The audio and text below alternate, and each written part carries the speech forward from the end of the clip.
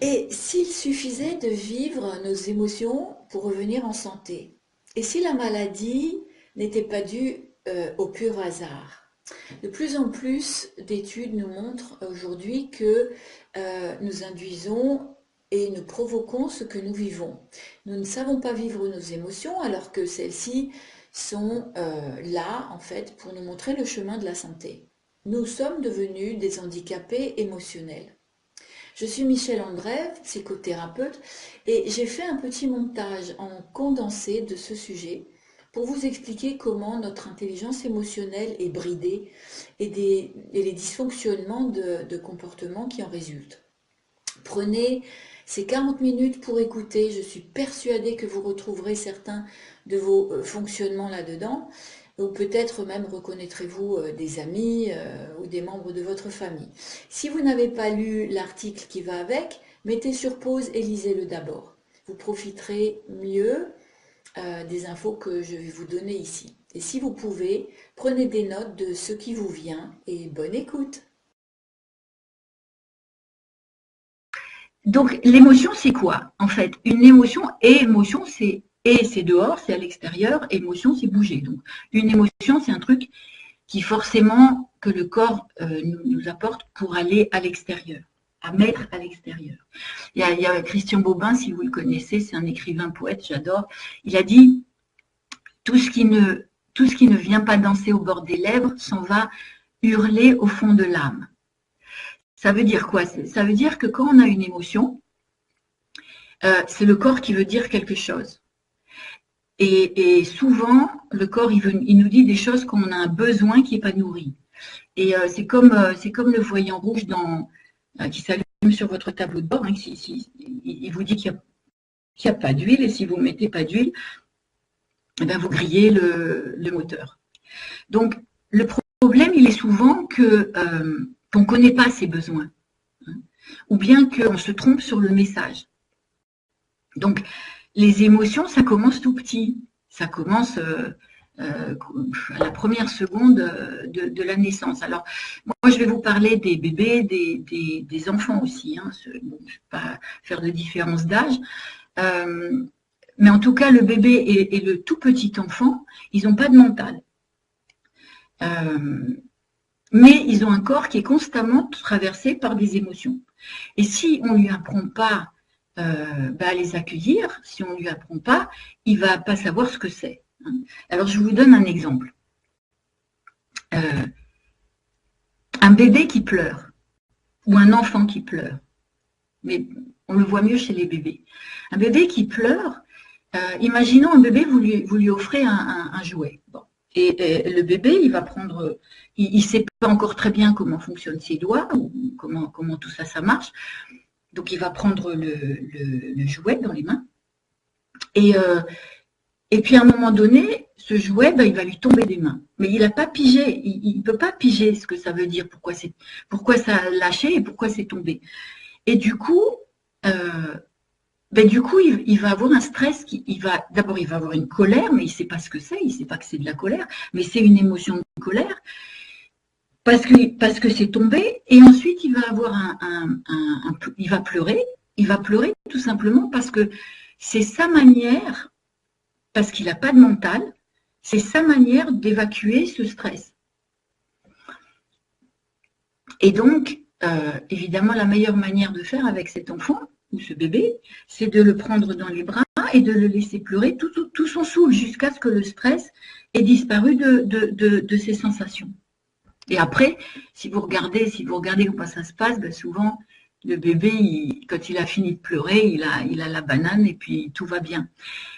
Mais très souvent, le bébé, pour pleurer, pour évacuer ce stress, pour lâcher ses émotions, il a besoin d'être dans des bras de quelqu'un qui fait confiance. Donc, c'est souvent la maman. Et souvent, la maman, elle n'est pas là, et souvent, la maman, elle travaille. Et puis, quand elle rentre le soir, et que le bébé, il se met à pleurer juste quand elle rentre, parce qu'il a attendu d'avoir cette personne de confiance à côté de lui pour pouvoir lâcher son stress et pleurer, et ben la maman, elle se dit, mais ce bébé, il pleure toujours quand je suis là et elle supporte pas. Ou alors, on les voit, les gamins dans la rue, quand ils se mettent à pleurer, les mamans, elles vont dire, mais c'est pas grave, mais c'est rien. Et donc le bébé, lui, ou l'enfant, il comprend rien parce que lui, il a un stress, il a besoin de le pleurer et la maman, elle comprend pas, ou alors la plupart des mamans savent pas. Et le bébé, il va grandir en développant des idées fausses sur ses émotions et sur ses ressentis.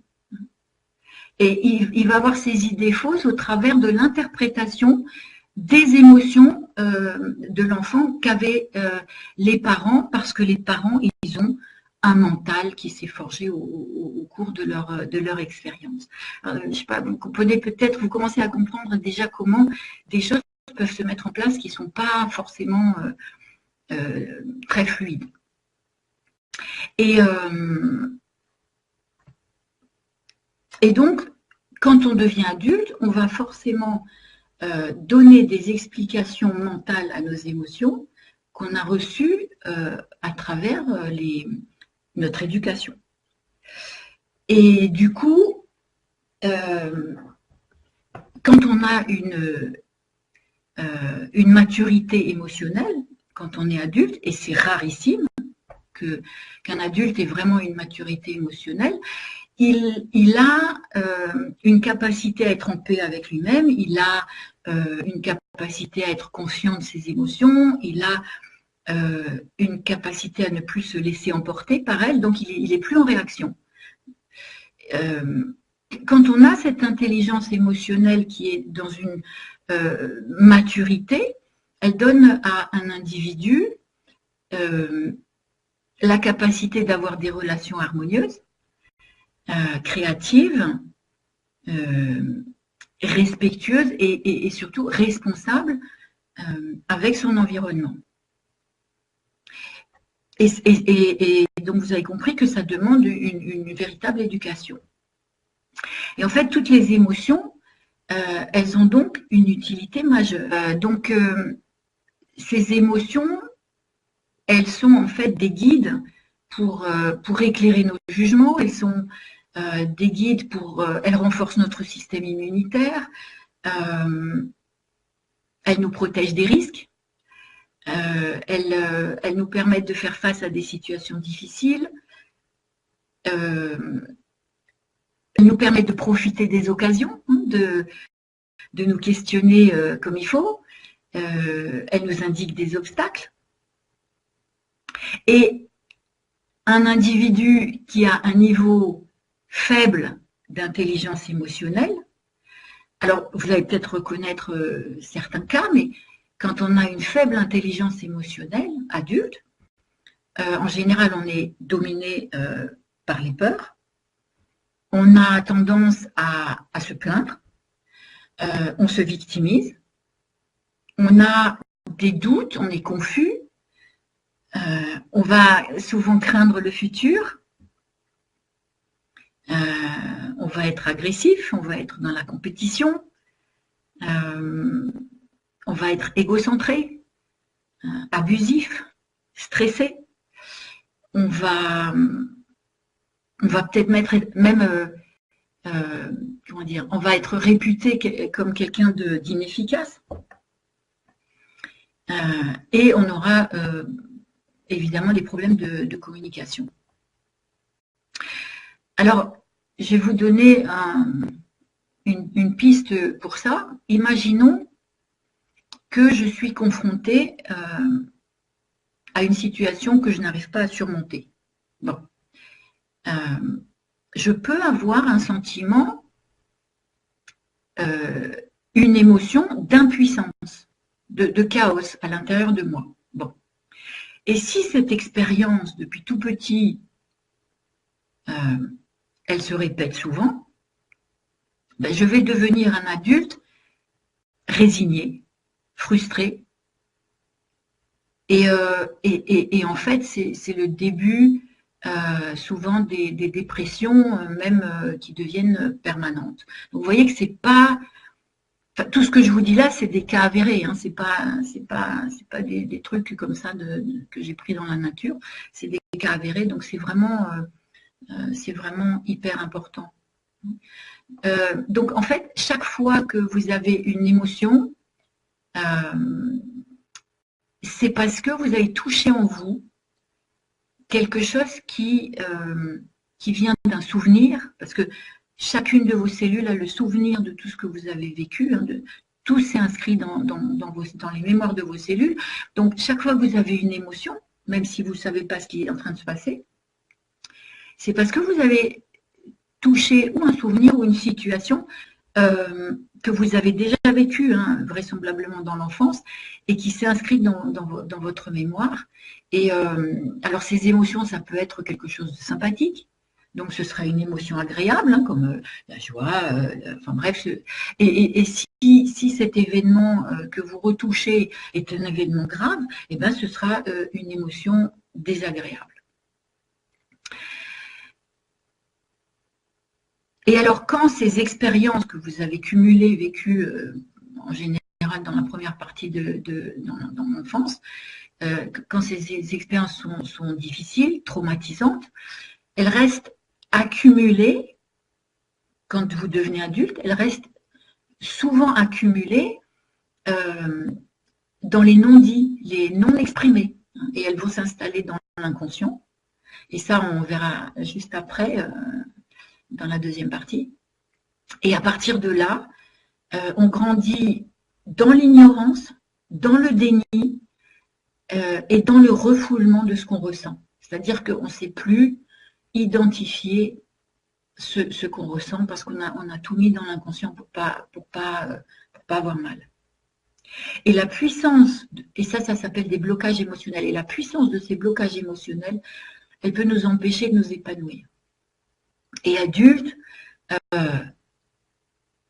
on devient souvent ce que moi j'appelle des handicapés émotionnels. Et on reste dans des vieux fonctionnements qui sont plutôt statiques et qui sont reliés à nos croyances, à nos habitudes et à ce qu'on a appris dans tous nos conditionnements. En fait, je peux le voir un petit peu autrement encore, c'est que c'est un cercle vicieux qu'on a besoin de connaître. C'est-à-dire que quand je suis dans une activité mentale, par exemple si je suis dans une pensée ou dans une croyance qu'on appelle limitante souvent, mais quand je suis par exemple dans une situation donnée ou que j'ai une image, mon corps va ressentir une émotion par rapport à cette situation. Et comme c'est très souvent inconscient, je vais, en fonction de ces émotions que je ressens ou pas, je vais poser des actions. Et ces actions, elles vont donner des résultats. Donc, si j'ai des émotions positives, je vais poser des actions en conséquence et mes résultats seront différents que si j'ai une émotion négative et que je pose des actes consécutifs à un mal-être, et donc les résultats, ils vont être moins convaincants. Vous voyez que c'est vraiment un cercle vicieux qui empêche vraiment d'aller vers soi, quoi. Et si j'ai pas appris petite ou petit à exprimer ces émotions, ce qui est le plus souvent le cas, les émotions, eh ben, elles vont se cumuler. Si l'enfant il pleure pas, c'est pareil. Ces émotions, elles vont se cumuler dans le corps parce qu'elles ne vont pas se mettre à l'extérieur, elles ne vont pas se transformer, elles ne vont pas s'exprimer et elles vont devenir des poisons. Et c'est le cercle infernal des fameux dysfonctionnements et puis le début des maladies. Imaginons par exemple la colère. Si vous n'exprimez pas la colère tout de suite, quand elle pointe son nez dans une relation ou dans une situation particulière, et que c'est au début pas encore trop difficile de l'exprimer éventuellement à la personne qui est en face, vous allez l'installer au fond de vous, elle va se cumuler à l'intérieur. C'est une énergie qui va se cumuler en vous, et à chaque fois que vous aurez le même genre de situation, vous n'exprimerez pas cette colère, et au bout d'un moment, eh ben, ça va bouillir très fort à l'intérieur, et plus vous attendez, et plus vous aurez du mal à l'exprimer à cause de son ampleur. Ces prisons qui sont pleines de gens qui ont tué un jour, et qui juste après l'acte, eh ben, souvent quand on leur demande, ils ne savent même pas pourquoi ils ont fait ça. C'est parce qu'ils ont des émotions depuis tout petit qui sont restées trop longtemps enfermées à l'intérieur, et à un moment donné, ça devient une bombe à retardement, et quand ça explose, eh ben, c'est souvent trop tard, ou en tout cas c'est souvent très grave. Et donc, le comportement émotionnel ou l'intelligence émotionnelle, ça devient la base de notre fonctionnement d'adulte. Et c'est une des voies pour comprendre les troubles de la personnalité. Et c'est pour ça que ça devient intéressant d'explorer les comportements toxiques, récurrents, je pense que ça vous dit quelque chose, compulsifs, et voir ce qui nous a empêchés tout le long de l'histoire à faire confiance à nos émotions. Les émotions sont des alliés pour notre croissance personnelle. En gros, c'est la colère, la joie, la tristesse, la rancœur, la honte. Enfin, ces émotions qui nous racontent ce que nous avons vécu et ce qui se passe réellement en nous dans l'expérience qu'on fait. Et si nous sommes en résistance, en contrôle, ce que nous sommes tous quasi la plupart du temps, eh bien, nous déséquilibrons les fonctions du corps et nous induisons directement des dysfonctionnements qui soit nous rendent malades physiquement, soit nous rendent malades psychiquement. Et c'est en fait à travers tout ça qu'on met en place, et ça va être ma deuxième partie de l'exposé, c'est que c'est à partir de ça qu'on met en place des comportements automatiques qui sont juste destinés à ne pas souffrir que la profession qu'en thérapie on appelle des stratégies de survie et qui souvent nous mènent par le bout du nez. Voilà, donc c'est ça que je vais aller voir avec vous dans la deuxième partie. De qu'est-ce que c'est un automate toxique? Il y en a qui nomment ça des autosabotages, par exemple. C'est toujours quand notre intelligence émotionnelle est dysfonctionnelle. Alors, on parle souvent de zone de confort dans cette histoire. Alors, la zone de confort, contrairement à ce que son nom indique, c'est un endroit où on aime à rester, et souvent, même quand c'est difficile ou souffrant, tout simplement parce que c'est un endroit qu'on connaît ou qu'on reconnaît. Comme on a vu que les cellules, elles ont les mémoires des expériences qu'on a faites, où on était confronté à toutes sortes de blessures et de traumatismes, souvent dans l'enfance. Alors, dans l'enfance ou dans le ventre de la mère, enfin bref, on ne va pas aller plus loin, mais ça va plus loin. On a justement mis en place des stratégies de survie pour nous permettre d'accepter cette souffrance. Et du coup, on devient adulte avec ces stratégies-là, et on finit par trouver un certain réconfort, parce que ce sont des situations qu'on connaît et qu'on a l'illusion de maîtriser. Et du coup, on les répète, on répète ces situations qui souvent ne nous conviennent pas, et je vais vous donner des exemples, juste pour inconsciemment retourner dans une situation de l'enfant qu'on a connue, même si cette situation-là nous a fait mal. Alors, par exemple, toutes les fois, il faut que j'enlève mon pull, j'ai trop chaud.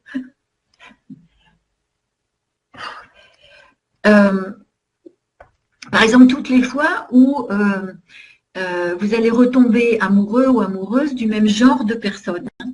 Quand vous vous dites, mais c'est marrant parce que c'est de nouveau le même genre de plan foireux que la dernière fois. Ça, c'est un comportement toxique inconscient. Ou par exemple, quand vous ressentez une situation d'impuissance, par exemple devant un certain challenge, et que vous vous remettez systématiquement dans le même genre de challenge, c'est encore une de ces stratégies automatiques de survie. Ou bien, par exemple, quand les femmes qui répètent des fausses couches, par exemple, en récidive du même genre de maladie. Hein. Ou par exemple, quand on se casse la figure, on se casse, je sais pas, un genou, après une cheville, enfin, les hernies, c'est-à-dire qu'on se retrouve dans une espèce d'état d'impuissance, quand on a un plâtre ou qu'on est à l'hôpital, on se retrouve dans un état d'impuissance et c'est jamais des hasards. Ou alors, par exemple, quand vous procrastinez, vous reculez devant une nécessité de changer de job, par exemple, ou que vous reculez devant de faire un choix, ou par exemple, vous reculez de ranger votre bordel à la maison, c'est encore des situations automatiques. Bon, enfin, je pense que vous avez dû vous faire vos propres idées de vos comportements automatiques. Et donc, toutes ces situations d'échec, elles sont là pour vous remettre tout simplement dans une situation blessée de votre début de vie qui n'a pas été revisitée dans l'émotionnel. Et ces comportements, ils vont nous mettre, adultes, dans des pensées de manque, des pensées de carence, d'imperfection, de vulnérabilité, d'incompétence, dans des notions de punition, de différence avec les autres, par exemple, ou de perte de valeur, ou de culpabilité, de honte aussi, des sentiments d'impatience parfois, de méfiance ou d'isolement. Bon, après, je regarderai avec vous tous ces schémas dysfonctionnels avec des exemples. Mais enfin bon, je suppose que l'un ou l'autre, ça vous parle. Et bref, ce sont tous des schémas dysfonctionnels. Et c'est par exemple l'origine des individus borderline. Des fois, je me demande si les HP, ils ne seraient pas dans une de ces catégories. Mais bon, c'est un autre sujet. En tout cas, toutes ces stratégies sont des tentatives d'adaptation qui, au final, nous empêchent de devenir autonomes dans nos vies affectives et relationnelles. Peut-être que vous avez autour de vous des individus où vous allez pouvoir où vous l'avez vécu avec des individus qui, par exemple, sont dans des colères intenses ou qui, par exemple, ruminent tout le temps ou qui sont frustrés tout le temps ou bien les paranos. Alors, il y a aussi... là, on voit ça beaucoup ces derniers temps, des individus qui se mettent en danger en pratiquant des sports extrêmes. Ou encore des personnes qui présentent des comportements antisociaux. Ou alors, si vous avez tendance à vous isoler, c'est la même chose à la base. Ce sont tous des comportements, des stratégies de survie qui vous renvoient à des traumas d'enfants que vous ne connaissez pas encore, que vous ne reconnaissez pas encore. Et c'est en gros ce qui nous empêche d'être vraiment qui nous sommes. Il y a aussi, on parle de beaucoup de maladies. Aujourd'hui, on répertorie de plus en plus les maladies dont les symptômes apparaissent.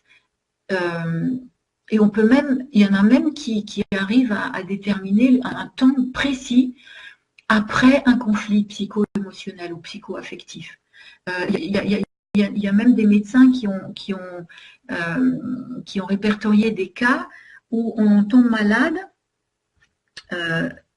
à la résolution d'un conflit, dans un temps bien précis après la résolution d'un conflit. Par exemple, un couple, ils sont en instance de, enfin, ils s'entendent plus pendant des années, ils se tapent dessus, ils ont envie de divorcer, ils divorcent pas. Ils vont très bien, mais ils s'entendent plus et ils n'arrivent pas à divorcer. Et puis un jour, eh ben, le divorce est prononcé. Eh ben, cette femme, bon, je parle d'un couple très, très particulier ou très précis, cette femme, un an, mais jour pour jour, après que le divorce a été prononcé, elle a développé une tumeur au cerveau. Alors que le conflit était résolu. Donc voilà, ça c'était une première étape pour vous montrer comment il est vachement important d'aller investiguer sur, quand on en est à des schémas comme ça compliqués, d'aller investiguer le psycho-affectif qui est à l'origine de ça. Il y a un mode de comportement qui s'appelle le mode de soumission. Les soumis obéissants. Ce sont des individus qui ne savent que être dans l'assujettissement et l'abnégation. Alors, ils ne sauront que être d'accord. Il ne voudra jamais s'affirmer. Enfin, cette personne, elle sera toujours servile. Elle va s'auto-dévaloriser. Elle va toujours chercher l'approbation et la reconnaissance. Hein. Elle a peur du rejet et du conflit. Et elle n'exprime jamais ses besoins, ni ses désirs. C'est une personne qui va se laisser agresser verbalement. Ou de qui on peut exiger des faveurs. Hein. C'est une personne qui ne se respecte pas. Et il y a des chances que petit, le ressenti de cette personne, enfin c'est un exemple, mais ça peut être, si je veux que ma maman m'aime, je dois lui obéir. Et les raisons, c'est que peut-être cet enfant, il a été non désiré, ou il a souffert d'une grande négligence de la part de ses parents, ou il a eu des parents très punitifs peut-être, ou c'est un enfant qui a grandi dans un environnement effrayant, hostile, ou précaire, hein, et il a emmagasiné des peurs qu'il n'a jamais pu exprimer à personne, et donc il va devenir un adulte vulnérable, voire même impuissant. Alors, il y a un autre mode, c'est le mode évitement. Hein. Ce sont des personnes qui se maintiennent à l'écart des émotions et des souvenirs. Alors là-dedans, il y a plusieurs catégories. Il y a une catégorie quand on dénie nos besoins. Alors, les individus qui dénient leurs besoins, ce sont des individus qui vont toujours mettre des distances dans la relation, qui montrent un excès d'autonomie. Ils s'isolent, ils refusent l'aide, ils ne s'investissent pas. Ils peuvent devenir cyniques. C'est les pessimistes. Ils sont solitaires. En fait, c'est un petit soldat, quoi. Il fait ce qu'il a à faire au quotidien. Ou alors il peut, par exemple, se réfugier dans la poésie ou dans l'imaginaire. Et il y a des chances que petit, cet individu a dû apprendre la méfiance. Par exemple, il est dans la pensée ou dans la croyance que je ne peux pas croire qu'on peut s'adresser à moi avec une bonne intention. C'est rude ça hein, aussi. Et les raisons, ça peut être qu'une telle personne a été abusée psychiquement ou physiquement hein, par un parent ou qu'il a été puni assez systématiquement. Alors, il va développer le mépris de toute notion de justice familiale. Et cette personne, elle va parfois même se dissocier hein, de son corps pour ne plus rien ressentir. Alors, il y a un autre mode d'évitement qui est l'écran de colère. C'est une personne qui se protège comme ça des menaces. Elle est contrôlante. Avec la colère, elle va se maintenir dans sa zone de sécurité. Ou alors, elle va soulager sa colère de manière incontrôlée. Parce qu'en fait, elle est dans la frustration permanente de ses besoins. Et ce sera sa manière de se sentir fort par rapport à sa vulnérabilité, par exemple. Et souvent, ces personnes ne savent pas qu'elles sont en colère. Hein, et souvent, elles s'effondrent rien que quand on leur demande « Mais pourquoi tu es en colère ?» Ce sont ces colères qui les maintiennent à distance de leurs soucis. Et il y a des chances pour que cet enfant il est vécu la plupart du temps dans l'impossibilité d'exprimer ses besoins. Alors il y a un troisième évitement qui donne des comportements de compulsion, d'excès. On peut très bien éviter les émotions avec une pratique compulsive ou excessive d'activité, par exemple, qui détourne l'attention, hein, qui distrait, ou même qui stimule. Rien que pour éviter de se sentir vide. Ces personnes, elles vont en général rechercher l'excitation, la distraction dans des achats compulsifs, dans des activités sexuelles débridées, dans des jeux de hasard, dans le travail excessif. En fait, elles cherchent la diversion et surtout à éviter de se sentir vulnérables. Et en fait, c'est encore des comportements pour éviter de ressentir cette incapacité d'exprimer les émotions. Ensuite, il y a un autre mode, un gros mode qui est très, très, très répandu, c'est le mode de compensation. C'est un endroit où l'adulte va chercher inconsciemment à se doter de ce qui lui manque depuis son histoire d'enfant. Alors ça peut être la force, la valeur, la protection, le contrôle, l'attention, l'affection. Il va par exemple rechercher tout le temps chez l'autre l'approbation et la reconnaissance. L'estime qu'il a de lui-même va dépendre de la réaction des autres. Et il attache beaucoup d'importance aux apparences, au statut, à l'argent ou à la réussite sociale. Il peut aussi, dans la compensation, il peut aussi chercher à se donner de la valeur par tous les moyens. Il peut par exemple s'arroger des droits, il peut se vanter, il va par exemple être très égocentré. En fait, il cherche à être traité de manière spéciale. Après, il y a aussi les perfectionnistes. Ce sont souvent des obsessionnels compulsifs. Ils rangent beaucoup, par exemple. Ils répètent tout le temps. Ils ont une sorte de rigidité et de contrôle qui est souvent invalidant pour eux-mêmes. Il y a aussi les prédateurs. Ils se concentrent sur l'élimination du rival, des obstacles. Alors ils sont froids, ils sont impitoyables et ils sont calculateurs. En fait, pour le prédateur, il y a dans le monde que des victimes et des agresseurs.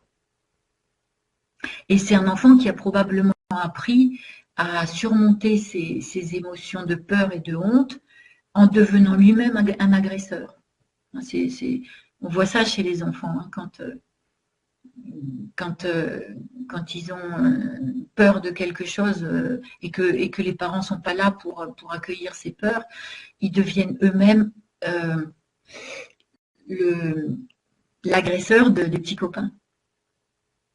Et ils peuvent devenir des adultes manipulateurs, hein, brutaux.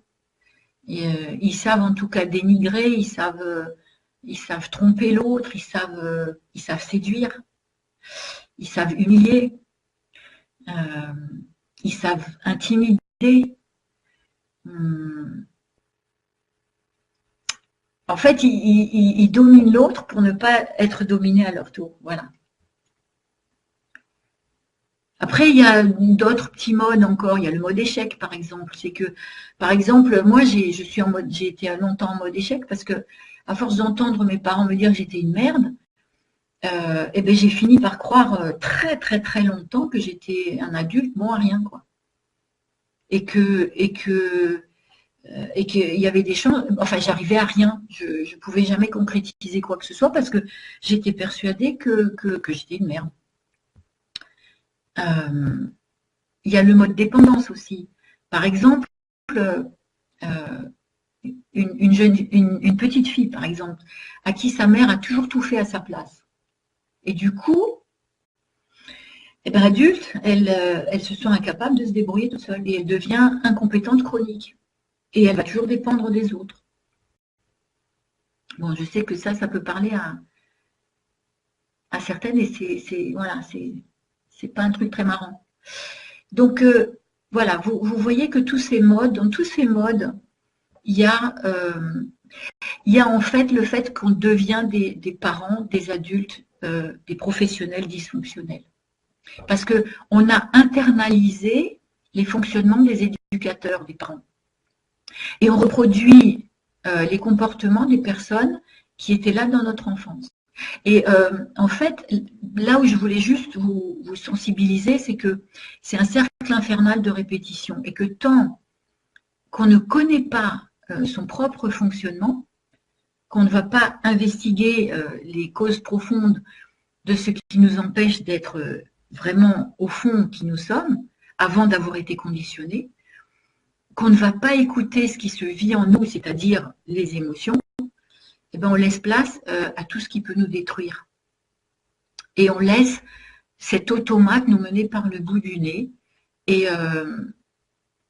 on finit par être obligé de tout contrôler, de freiner, de contourner, de dénier.